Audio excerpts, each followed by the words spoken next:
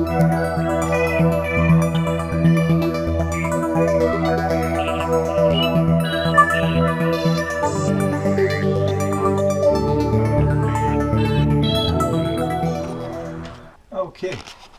got a new faucet going in, got the faucet in.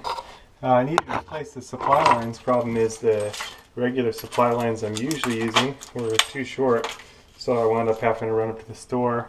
On this side it's 3/8, this side it's 1/2 inch. These ones though are 20 inches long.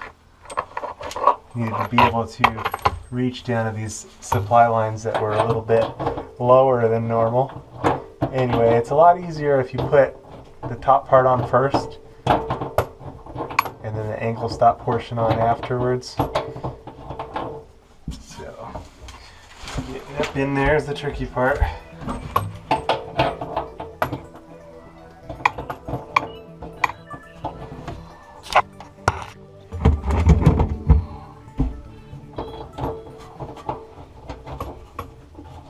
Get it started.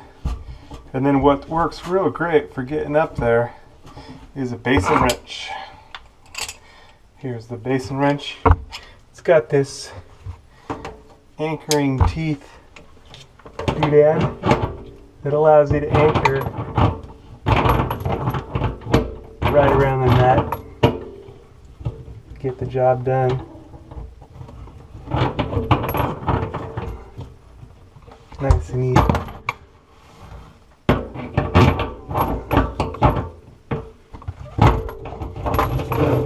This one, the angle stops would not work to shut off the water properly. So I wound up needing to shut off the water outside. Now in some areas, talking to some plumbers, I've heard they actually don't mess with angle stops at all. They just head straight outside and turn the water off at the outside rather than messing around. The outside shut off a lot of times is in a lot better shape than these inner angle stops, and it's easy for these stops to just, some of them you just look at them and they start leaking. So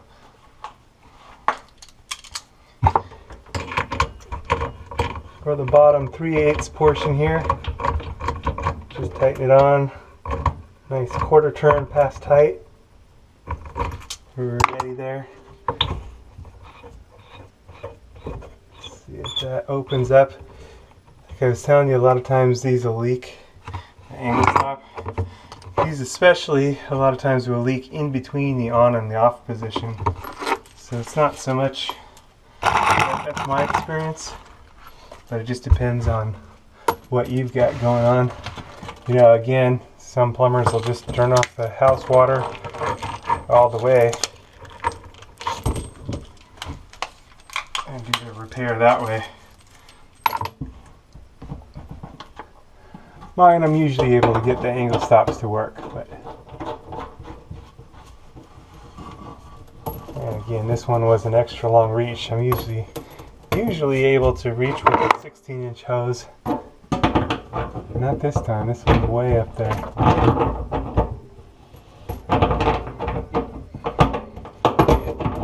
But this is where the basin wrench definitely shows its quality. Every once in a while, you'll need to reach up with a finger and give it a little extra support, or to take it off.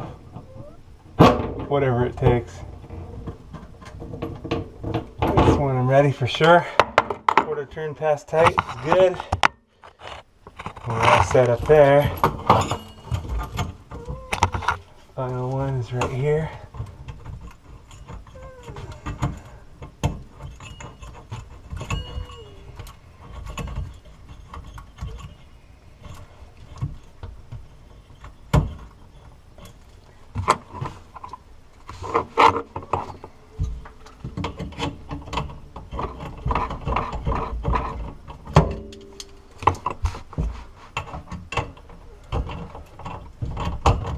And there's our 3/8 side.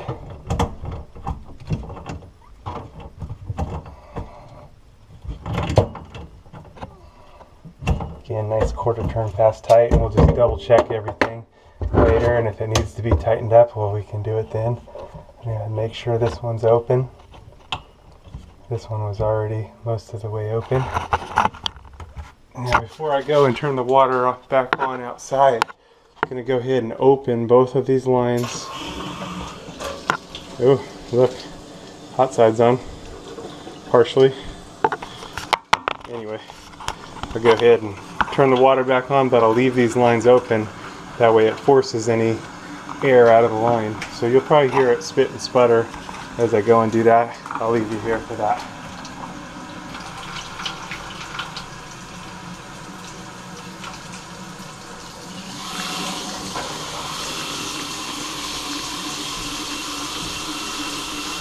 So just a little explanation as to why I had to leave the water on here.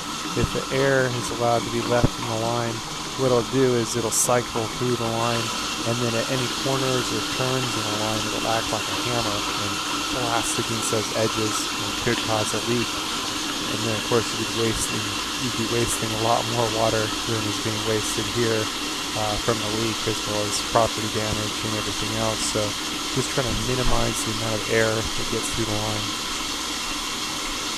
Okay, water is back on full bore now. We'll go ahead and turn it off. Make sure everything's good there, and then down below we'll check here.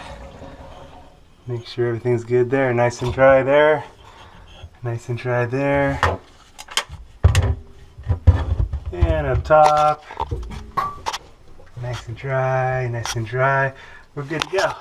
That's replacing the supply lines. Again, these were a little bit longer. These were 20 inches, whereas I'm usually getting away with 16 inches. Here I probably could have got away also with 18 inches, but I didn't want to mess around. Just got it done with a nice 20-inch long supply lines. Good to go.